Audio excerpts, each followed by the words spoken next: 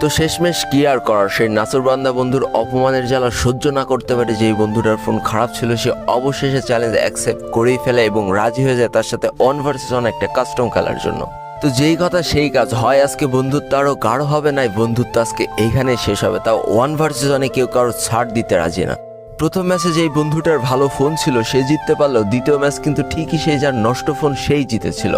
আর এই করতে করতে তাদের মধ্যকার স্কোর যখন 3-2 হয়ে যায়, তখন যেই বন্ধুটার নষ্ট ফোন ছিল সেই বন্ধুটা হঠাৎ করে দেখা যায় তার ক্যারেক্টার আস্তে করে কম্পিউটার হয়ে গিয়েছে। তো যেই বন্ধুটার ভালো ফোন ছিল সে তো অলরেডি 3-2 এগিয়ে গিয়েছে, সে অলরেডি নিশ্চিত হয়েই গিয়েছে যে তার বন্ধু তার সাথে কোনোভাবেই পারবে না, এবং সে হয়তো ভয়তে গেম ছেড়ে চলে গিয়েছে, তাই তার ক্যারেক্টার কম্পিউটার হয়ে গিয়েছে। এই চিন্তা ধারণা থেকে সে তার বন্ধুরা আরও বেশি করে পিটাতে থাকে আর চিন্তা করে যে স্ক্রিনশট নিয়ে কালকে সবাইকে দেখাবে আর বলবে যে আমার বন্ধু আমার থেকে কম পারলেও তার মুখের ফাপড় কিন্তু হেভি লেভেলের, সে সবার কাছে বলে বেড়ায় সেই সব থেকে ভালো প্লেয়ার। তো এই করতে করতে বেশ কয়েকটা রাউন্ড পার করে ফেললেও কোনোভাবে তার বন্ধু আর গেমে ব্যাক আসে না। এবার তো তার বন্ধু আরও নিশ্চিত হয়ে যায় যে তার বন্ধু হয়তো ভয়তে তল্পা গুটিয়ে পালিয়েছে, তাই সে গেম প্লে শেষ করে সে তার বন্ধুকে ইচ্ছা করে ফোন দেয়। কিন্তু দুঃখজনক বিষয়, বেশ কয়েকবার কল বাজার পরেও তার বন্ধুর কোনো সাড়া শব্দ পাওয়া যায় না। 15-20 মিনিট পর তাকে খেপানোর জন্য আবারও যখন বন্ধু তাকে ফোন দেয়, তখন হঠাৎ করে সেই বন্ধুর বাবা ফোনটা রিসিভ করে কাঁদো কাঁদো কণ্ঠে বলে ওঠে যে তার সন্তানের কারেন্ট শর্ট করেছে আর তাকে ডাক্তারখানায় নিয়ে যাওয়া হচ্ছে।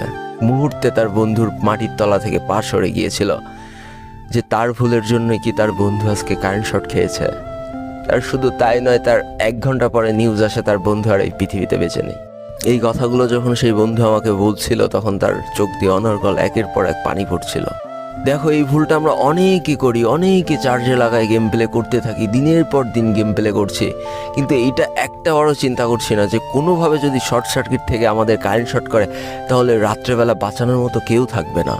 তখন হয়তো পুরো পরিবারটা তোমাকে হারিয়ে শোকে পাথর হয়ে যাবে, আর তোমার কোনো একটা বন্ধু এরকম কেঁদে কেঁদে হয়তো আবারও আমার কাছে এসে এই গল্পটা বলবে। একটা কথা বলি, গেমের থেকে জীবনের মূল্য অনেক বেশি। শুধু চার্জে লাগায় গেম খেলে নিজের জীবনটাকে ঝুঁকিপূর্ণ করে কোনো লাভ নেই। এখনও সচেতন হও, নিজেকে ভালোবাসতে শিখো, আর মানুষের কথায় প্রভাবিত হয়ে কখনো 1 vs 1 কাস্টম চ্যালেঞ্জ করে বসো না।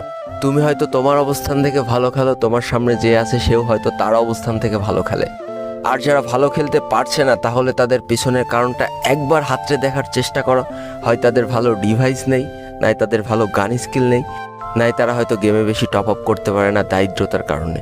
তাই বলে এই নয় যে তুমি একটু ভালো খেলা শিখে তাদেরকে অপমান করবা। তো বন্ধুকে হারানোর 2 বছর পরেও যখন সেই বন্ধুটা আমার কাছে এই গল্পগুলো করছিল তখন তার চোখ বেয়ে অনর্গল পানি পড়ছিল।